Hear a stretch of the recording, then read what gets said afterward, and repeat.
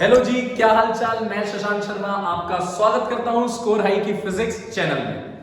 आज एक नई सीरीज हम स्टार्ट करने जा रहे हैं, प्रीवियस ईयर बोर्ड क्वेश्चंस की सीरीज। आप चैप्टर पढ़ लेते हैं, क्वेश्चन नहीं कर पाते, क्वेश्चन नहीं करते, आपको क्वेश्चंस का आइडिया नहीं होता। अब ये और परेशानी आपके साथ नहीं रहेगी। क्या कह रहे हो? कितने बोर्ड क्वेश्चंस हम करेंगे? क्या 5 साल के? नहीं। क्या 10 साल के? नहीं। 15 साल? नहीं। हम करेंगे 20 साल के बोर्ड क्वेश्चन, 2000 से लेकर 2020 तक। इस बीच कुछ क्वेश्चंस ऐसे आएंगे जो ऑलरेडी टॉपिक सीबीएसई ने या आईसीएसई ने हटा दिए हैं। उन टॉपिक्स को हटा दिया है, तो मैं वो क्वेश्चंस आपको बताता चलूंगा जो क्वेश्चंस हट चुके हैं, जो टॉपिक्स अब सिलेबस में नहीं है। लेकिन फिलहाल हम 2000 से 2020 तक की सीरीज स्टार्ट करने जा रहे हैं चैप्टर वाइज। चैप्टर 1 सारे previous year board questions, chapter 2 सारे। चैप्टर वाइज आपको इतना डिटेल्ड क्वेश्चंस का पैटर्न मिलेगा वीडियोस में, ओए होए होए, मजा आ जाएगा। इतना बढ़िया पैटर्न मिला हुआ है, बस इन पीवाईक्यू सीरीज को देखते जाएं। Previous year questions PYQ series start हो रही है सिर्फ इसी चैनल पे, स्कोर हाई की फिजिक्स चैनल पे। सारी तैयारी आप हमारे साथ करेंगे। चलिए अब टाइम बर्बाद नहीं करते हैं और देखते हैं चैप्टर 1 प्रीवियस ईयर क्वेश्चंस की सीरीज। आपको इसकी फोटोज प्रोवाइड करा दी जाएंगी। फोटोज आपको क्वेश्चंस की इसी वीडियो में मिल जाएगी, आप देख लेना उन्हें। और अब स्टार्ट करते हैं क्वेश्चंस।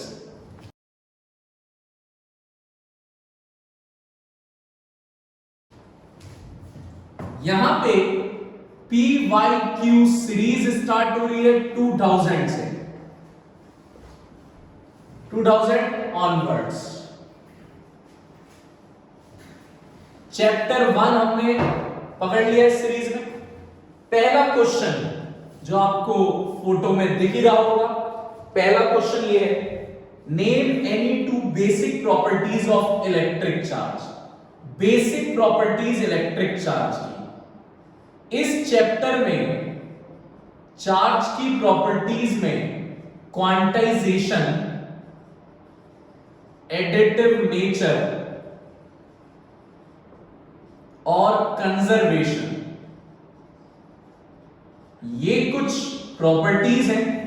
जो चार्ज की 3 प्रॉपर्टीज होती हैं, उसने सिर्फ 2 प्रॉपर्टी पूछी थी, मैंने आपको 3 बता दी। Second question, Q1 plus Q2 is equals to 0। ये क्या सिग्निफाई करता है आपको, ये क्या बताता है चार्जेस के बारे में? साफ पता लग रहा है Q1 plus Q2 is equals to 0, यानी Q1 is equals to minus Q2। ये मुझे ये बताता है कि दोनों चार्जेस का मैग्नीट्यूड बराबर है, लेकिन अगर एक प्लस का है तो दूसरा माइनस का है, माइनस का। Both the charges are of equal magnitude. Magnitude मतलब वैल्यू बराबर है, but opposite polarity. Polarity opposite है। आपने ये चैप्टर पढ़ा है, इतने में आपके दिमाग में क्लिक किया कि जिनका मैग्नीट्यूड बराबर हो और पोलैरिटी अपोजिट हो, वो तो डाइपोल होता है।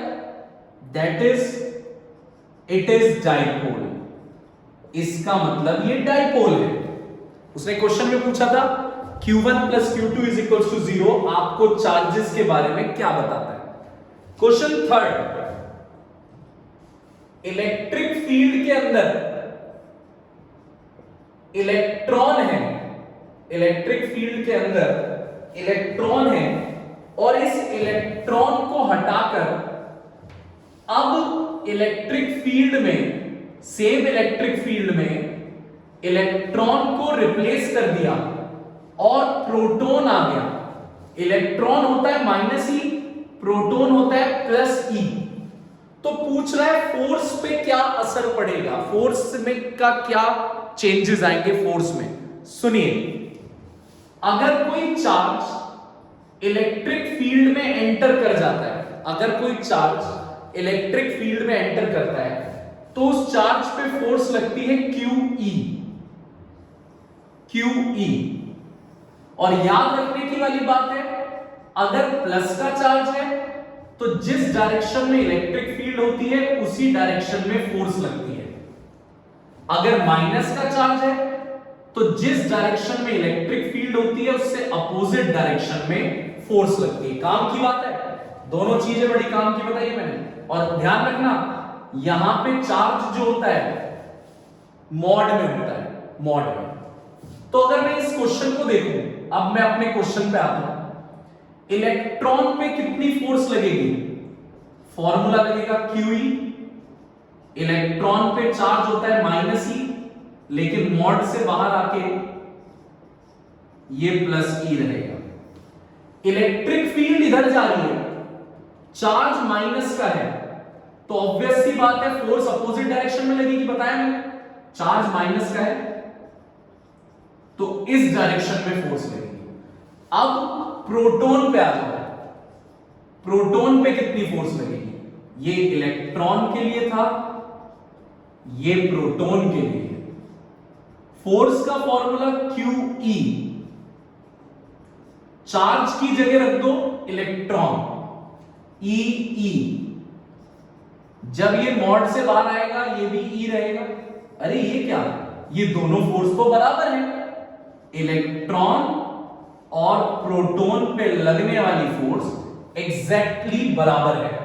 लेकिन ये प्लस का चार्ज है तो जिस तरफ इलेक्ट्रिक फील्ड है उसी तरफ फोर्स जाएगी, यानी फोर्स इस तरफ जाएगी।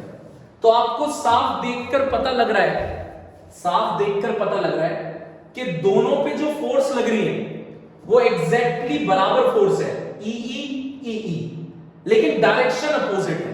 तो मुझे ये लिखना है, force on electron as well as on proton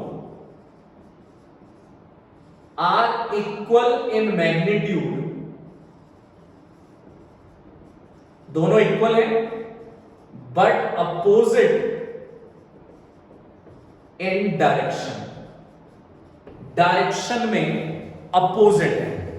चलते हैं क्वेश्चन नंबर 4 की तरफ, क्वेश्चन नंबर 4 की तरफ चलते हैं। PYQ सीरीज चल रही है अपनी, प्रीवियस ईयर क्वेश्चंस की सीरीज। क्वेश्चन 4 को देखते हैं। कोई भी क्वेश्चन ऐसा हो जो आपको समझ ना आ रहा हो, प्लीज कमेंट करके मुझे बताएं। पॉसिबल होगा मैं बिल्कुल कमेंट में आपको रिप्लाई करूंगा, बिल्कुल। देखिए क्वेश्चन 4, क्वेश्चन 4 कह रहे हैं दो चार्जेस हैं, उनके बीच का डिस्टेंस है D और उनके बीच फोर्स है F। सेम दो चार्जेस के बीच की दूरी कितनी हो जाए, मतलब R कितना हो जाए, सो दैट उनके बीच फोर्स हो गई 9F। पहले इन दोनों चार्जेस के बीच की फोर्स थी F, अब फोर्स हो गई 9F। पहले डिस्टेंस था D, अब डिस्टेंस कितना होगा, क्वेश्चन ये। फोर्स का formula K Q1 Q2 upon R², R की जगह D लिखेंगे। यहां पे फोर्स का फॉर्मूला, फोर्स 9F है, K Q1 Q2 upon R²। दो इक्वेशंस बन गई, दोनों इक्वेशंस को आप डिवाइड कर दें, F upon 9F, K Q1 Q2 upon D², K Q1 Q2 upon R²। K से K कैंसिल, Q1 से Q1, Q2 से Q2, F से F, 1 अपॉन 9, R ऊपर पहुंच जाएगा, R² upon D², R² upon D²। अगर मैं इस दोनों तरफ अंडर रूट ले लूं तो 1 upon 3 is equals to R upon D। हमें निकालना क्या था, हमें R निकालना था, तो R की वैल्यू क्या आ गई, D अपॉन 3, D अपॉन 3। ये आपका आंसर आ गया, आपको डिस्टेंस निकालना। चलते हैं अगले क्वेश्चन की तरफ, क्वेश्चन नंबर 5। देखिए क्वेश्चन नंबर 5 में क्या कंसेप्ट है, ध्यान से समझिएगा। कह रहा है Q1 Q2 अगर लेस देन 0 है तो इन दोनों चार्जेस के बीच नेचर ऑफ फोर्स क्या होगी। Q1 Q2 को मल्टीप्लाई करके 0 से कम आ रहा है, तो 0 से कम आने का मतलब नेगेटिव। Q1 और Q2 को मल्टीप्लाई करके 0 से कम मतलब नेगेटिव। तो पहले मैं देखता हूं कि नेगेटिव कब आ सकता है।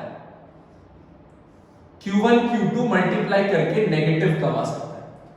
अगर दोनों पॉजिटिव चार्ज हो तो मल्टीप्लाई करके पॉजिटिव आएगा, ये तो हमारे मतलब का नहीं है। अगर दोनों Q1 Q2 नेगेटिव चार्ज हो तो इन्हें मल्टीप्लाई करके पॉजिटिव आएगा, ये भी हमारे मतलब का नहीं है। अगर एक चार्ज पॉजिटिव है एक नेगेटिव है तो इस बार मल्टीप्लाई करके नेगेटिव आएगा, और अगर Q1 Q2 नेगेटिव आ रहा है यानी वो 0 से छोटा है, कंडीशन सेटिस्फाइड। कंडीशन सेटिस्फाइड हो गई।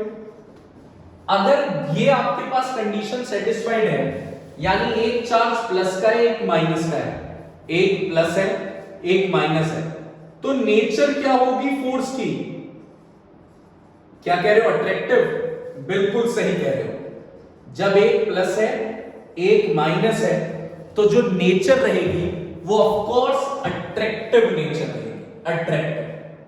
चलिए क्वेश्चन 6 पे चल रहे हैं। 6 बहुत ध्यान से देखना है, थोड़ा सा टिपिकल न्यूमेरिकल है, थोड़ा सा, मैं ज्यादा नहीं कह रहा, थोड़ा सा है, तो ध्यान से देखना है 6th क्वेश्चन को, और हो सके तो वीडियो रिपीट करके एक बार 6th क्वेश्चन को करना। मैंने 5 क्वेश्चंस में नहीं बोला कि रिपीट करके करना, क्योंकि 5 क्वेश्चन ठीक थे, 6th का लेवल है, तो मेरे कहने पे एक बार इसे दोबारा रिपीट करना, वीडियो को पीछे लेकर। देखिए क्वेश्चन 6 क्या कह रहा है। एक ट्राइंगल है इक्विलेटरल जिसकी साइड है 20 सेंटीमीटर 20 सेंटीमीटर, 20 सेंटीमीटर साइड है। ए बी सी इन तीनों पॉइंट्स पे 3 चार्ज रखे हुए हैं, 2 माइक्रोकूलम, -3 माइक्रोकूलम, -3 माइक्रोकूलम। पूछ रहा है यहां पे बीचों बीच एक चार्ज रखना है, उसकी वैल्यू क्या होनी चाहिए और पोलैरिटी क्या होनी चाहिए, जिससे कि ए वाला चार्ज इक्विलिब्रियम में आ जाए। आप सब जानते हो ए वाला इक्विलिब्रियम का मतलब ए वाले पे नेट फोर्स 0, ए वाले पर नेट फोर्स 0 हो जाए। तो ये क्या वैल्यू होनी चाहिए क्यू की। अब ध्यान से समझना, ध्यान से। ए के अलावा कितने चार्ज हैं, ए के अलावा चार्ज हैं बी पे, सी पे और ये क्यू। ए के अलावा ये 3 चार्ज हैं। अगर देखा जाए तो -3 वाला इस ए पर कैसी फोर्स लगा रहा होगा, ये माइनस है ये प्लस है, अट्रैक्टिव फोर्स लगा रहा होगा, अपनी तरफ खींच रहा होगा, F1। ये जो बी वाला है ये इस ए को अपनी तरफ खींच रहा होगा। ये -3 वाला इस ए वाले को, प्लस वाले को अपनी तरफ खींच रहा होगा। ये इसे अपनी तरफ खींच रहा होगा। इस फोर्स को भी मैंने F1 नाम दे दिया। क्यों F1 नाम दिया? क्योंकि ये भी -3 है, ये भी -3 है, ये दूरी भी 20 सेंटीमीटर है, ये दूरी भी 20 सेंटीमीटर है, तो दोनों बराबर फोर्स है। सपोज करो मैं हूं A, मैं A हूं, मुझे B भी खींच रहा है, मुझे C भी खींच रहा है। अगर B इधर खींच रहा है, C इधर खींच रहा है, तो ऑब्वियस सी बात है, 2 बंदे अगर मेरा हाथ पकड़ के खींच रहे होंगे तो मैं आगे की तरफ आऊंगा, लेकिन ये तो कह रहा है कि ए इक्विलिब्रियम में है, यानी ए पे फोर्स नहीं लग रही, ये अपनी तरफ खींच रहा है, ये अपनी तरफ खींच रहा है, मैं आगे आऊंगा तो मुझे आगे आने से रोकेगा कौन? ये क्यू। ये क्यू मुझ पे इस तरफ फोर्स लगाएगा, इस तरफ फोर्स लगाएगा। इसका मतलब ये मुझे रिपेल करेगा। ये दोनों खींच रहे हैं, एक इधर खींच रहा है, एक इधर खींच रहा है, तो इन दोनों की वजह से मैं इस तरफ खींचूंगा बीच में, क्योंकि एक इधर खींच रहा है, एक इधर, तो मैं बीच में खींचूंगा। लेकिन ये जो क्यू है ये मुझे रिपेल करेगा, बिल्कुल बराबर ताकत से रिपेल करेगा। जितनी F1 की रिजल्टेंट बन रही है, इन दोनों फोर्सेस का जितना रिजल्टेंट बन रहा है उतनी ही अकेला फोर्स लगाएगा मुझ पे, जिससे मुझे रिपेल करेगा। तो ये दोनों फोर्स एक दूसरे को कैंसिल कर देंगी, जिसकी वजह से मैं इक्विलिब्रियम में रहूंगा। जितना इन दोनों ने मिलकर रिजल्टेंट बनाया, ये खींच रहा है, ये खींच रहा है, तो इन दोनों का रिजल्टेंट जितना बना उतना क्यू ने अकेले ने फोर्स लगाया। बस ये कंसेप्ट दिमाग में बैठा हो, प्लीज रिपीट कर लेना इस पूरी बात को, रिपीट। देखिए अब सॉल्व करके दिखा रहा हूं। F1 इक्विलेटरल ट्राइंगल है तो 60 डिग्री बैठेगा, और ये इनकी रिजल्टेंट फोर्स बैठेगी।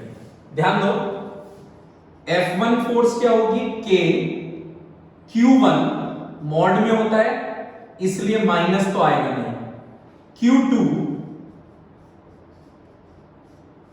अपॉन R स्क्वायर, 0.2 का स्क्वायर, सेंटीमीटर को मैंने मीटर में बदल दिया। F1 ये फोर्स हो गई, F1 दोनों फोर्स बराबर हो गई। अब मैं इन दोनों का रिजल्टेंट निकालता हूं। रिजल्टेंट ऑफ F1 जो A और B के बीच लग रही है, एंड F1 जो A और C के बीच लग रही है, इन दोनों का रिजल्टेंट फोर्स बैठेगी A square plus B square plus 2AB cos theta. दो फोर्सेस अगर सेम डायरेक्शन में होती है तो उनका रिजल्टेंट होता है प्लस कर दो फोर्सेस अगर अपोजिट में होती है तो उनका रिजल्टेंट होता है माइनस कर दो। लेकिन अगर दो फोर्सेस एंगल पे होती है, एंगल पे, तो उनका रिजल्टेंट होता है under root a square plus b square plus 2ab cos theta. Angle पे थी ये दोनों फोर्सेस F1 तो इनका रिजल्टेंट ये हो गया। पैरेललोग्राम लॉ लगा रहा हूं मैं, 11th क्लास का पैरेललोग्राम लॉ।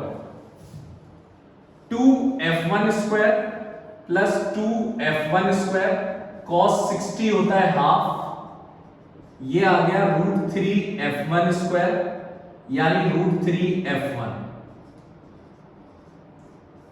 ये तो आ गई जी अपने पास रिजल्टेंट फोर्स इन दोनों। अब ये जो Q वाला है ये भी तो इस पे फोर्स लगा रहा हुआ है A पे, ध्यान दीजिएगा, A Q, इसके लिए मुझे ये दूरी चाहिए, ये 20 सेंटीमीटर है, ये आधी यहां तक 10 सेंटीमीटर होगी, जब पूरी 20 है तो ये 10, तो पाइथागोरस थ्योरम से ये दूरी आ जाएगी under root 20 square minus 10 square यानी 400 माइनस 100 300 यानी कि 10√3 दूरी आ गई सेंटीमीटर में, सेंटीमीटर। Q वाला जो फोर्स लगा रहा होगा इस पे A पे, इस फोर्स को मैंने नाम दे दिया F2 A और Q के बीच, force between A and Q, F2 नाम दे दिया। K Q1 Q2, A वाले पे चार्ज कितना है 2 microcoulomb, 2 microcoulomb, Q1 Q2 upon R square. भाई सेंटीमीटर था इसलिए 10 को लिख दिया 0.1, 10√3 स्क्वायर। अब लॉजिक ये कहता है कि जितनी रिजल्टेंट फोर्स लग रही होगी उतनी F2 लग रही होगी। For A to be in equilibrium, अगर A को आप इक्विलिब्रियम में चाहते हो तो रिजल्टेंट फोर्स और F2 फोर्स दोनों बराबर होगा। रिजल्टेंट फोर्स की वैल्यू फ्रॉम सेकंड √3F1 बराबर F2, रिजल्टेंट की जगह √3F1, F1 की वैल्यू फर्स्ट से रख दो और F2 की वैल्यू थर्ड से। F1 की वैल्यू ये √3 एज इट इज, F1 की जगह K Q1 Q2 upon R square is equals to F2 की value K Q1 Q2 upon R square. K से K कैंसिल आउट हो गया, 2 इंटू 10 की पावर माइनस 6 से ये कैंसिल हो गया, √3 इंटू 3 इंटू 10 की power minus 6 upon 0.04 is equals to Q upon 0.01 into 3।